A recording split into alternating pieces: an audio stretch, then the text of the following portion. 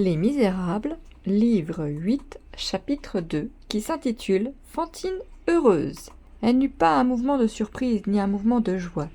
Elle était la joie même, cette simple question, et Cosette fut faite avec une foi si profonde, avec tant de certitude, avec une absence si complète d'inquiétude et de doute, qu'il ne trouva pas une parole.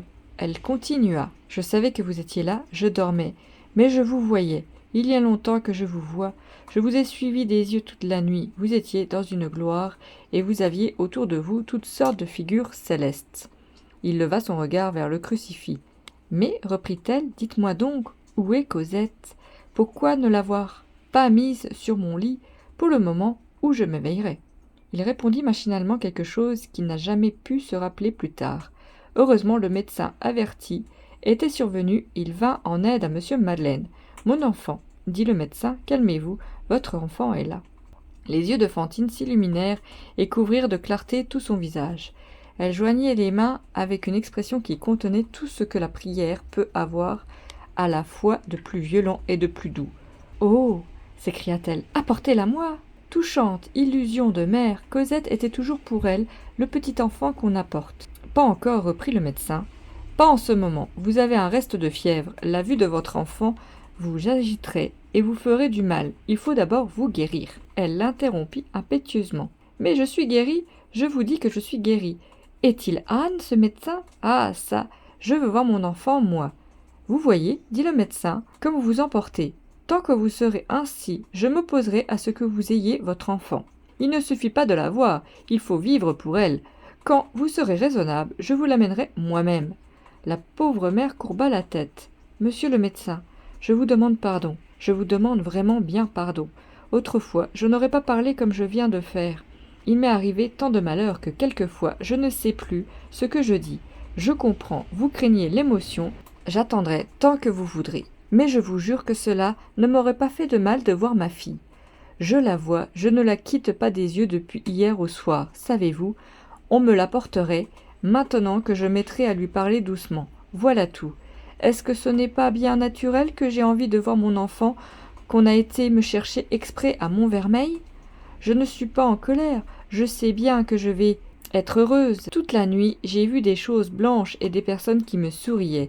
Quand monsieur le médecin voudra, il m'apportera ma Cosette. Je n'ai plus de fièvre, puisque je suis guérie. Je sens bien que je n'ai plus rien du tout. Mais je vais faire comme si j'étais malade, et ne pas bouger pour faire plaisir aux dames d'ici. Quand on verra que je suis bien tranquille, on dira « il faut lui donner son enfant ». Monsieur Madeleine s'était assis sur une chaise qui était à côté du lit. Elle se tourna vers lui. Elle faisait visiblement effort pour paraître calme et bien sage. Comme elle disait dans cet affaiblissement de la maladie qui ressemble à l'enfance, afin que, la voyant si paisible, on ne fît pas difficulté de lui amener Cosette. Cependant, tout en se contenant, elle ne pouvait s'empêcher d'adresser à M. Madeleine 1000 questions. « Avez-vous fait un bon voyage, monsieur le maire? Oh, comme vous êtes bon d'avoir été me la chercher. Dites-moi seulement, comment elle est? A-t-elle bien supporté la route? Hélas, elle ne me reconnaîtra pas. Depuis le temps, elle m'a oublié, pauvre chou. Les enfants, cela n'a pas de mémoire, c'est comme des oiseaux. Aujourd'hui, cela voit une chose et demain une autre, et cela ne pense plus à rien. Avait-elle du linge blanc seulement? Ces Thénardier la tenaient-ils proprement? Comment la nourrissait-on? Oh, comme j'ai souffert, si vous saviez, de me faire toutes ces questions-là dans le temps de ma misère. Maintenant, c'est passé.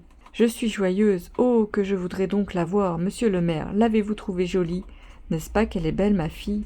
Vous devez avoir eu bien froid dans cette diligence. Est-ce qu'on ne pourrait pas l'amener rien qu'un petit moment?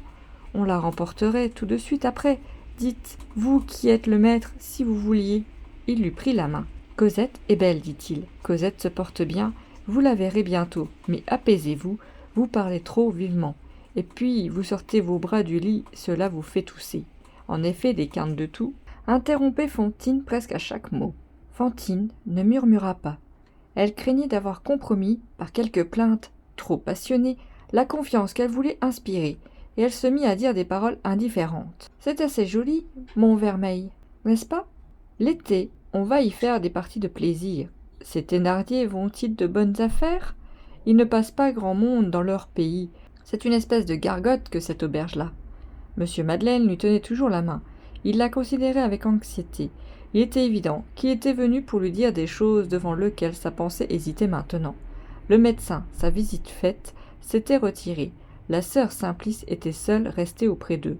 Cependant, au milieu de ce silence, Fantine s'écria « Je l'entends, mon Dieu, je l'entends !» Elle étendit le bras pour qu'on se tût autour d'elle, retint son souffle et se mit à écouter avec ravissement. Il y avait un enfant qui jouait dans la cour, l'enfant de la portière ou d'une ouvrière quelconque. C'est là un de ces hasards qu'on retrouve toujours et qui semble faire partie de la mystérieuse mise en scène des événements lugubres. L'enfant, c'était une petite fille, allait et venait, courait pour se réchauffer, riait et chantait à haute voix. Hélas, à quoi les jeux d'enfants ne se mêlent-ils pas? C'était cette petite fille que Fantine entendait chanter. « Oh » reprit-elle, « c'est ma Cosette, je reconnais sa voix. » L'enfant s'éloigna, comme il était venu, la voix s'éteignit. Fantine écouta encore quelque temps, puis son visage s'assombrit, et M. Madeleine l'entendit qui disait à voix basse « Comme ce médecin est méchant de ne pas me laisser voir ma fille. Il a une mauvaise figure, cet homme-là. » Cependant, le fond riant de ses idées revient. Elle continua de se parler à elle-même, la tête sur l'oreiller. « Comme nous allons être heureuses, nous aurons un petit jardin d'abord. Monsieur Madeleine me l'a promis. Ma fille jouera dans le jardin. Elle doit savoir ses lettres maintenant. Je la ferai épeler. Elle courra dans l'herbe après les papillons. Je la regarderai. Et puis elle fera sa première communion. Ah ça, quand fera-t-elle sa première communion? » Elle se mit à compter sur ses doigts. 1, 2, 3, 4. Elle a 7 ans. Dans 5 ans, elle aura un voile blanc. Des bas à jour, elle aura l'air d'une petite femme. Oh, ma bonne sœur, vous ne savez pas, comme je suis bête, voilà que je pense à la première communion de ma fille. Et elle se mit à rire. Il avait quitté la main de Fantine, il écoutait ses paroles comme on écoute un vent qui souffle. Les yeux à terre, l'esprit plongé dans des réflexions sans fond, tout d'un coup, elle cessa de parler. Cela lui fit lever machinalement la tête. Fantine était devenue effrayante. Elle ne parlait plus, elle ne respirait plus, elle s'était soulevée à demi sur son séant. Son épaule maigre sortait de sa chemise, son visage, radieux le moment d'auparavant, était blême, et elle paraissait fixée sur quelque chose de formidable. Devant elle, à l'autre extrémité de la chambre, son œil agrandi par la terreur. « Mon Dieu !» s'écria-t-il. « Qu'avez-vous, Fantine ?» Elle ne répondit pas, elle ne quitta point des yeux l'objet quelconque qu'elle semblait voir.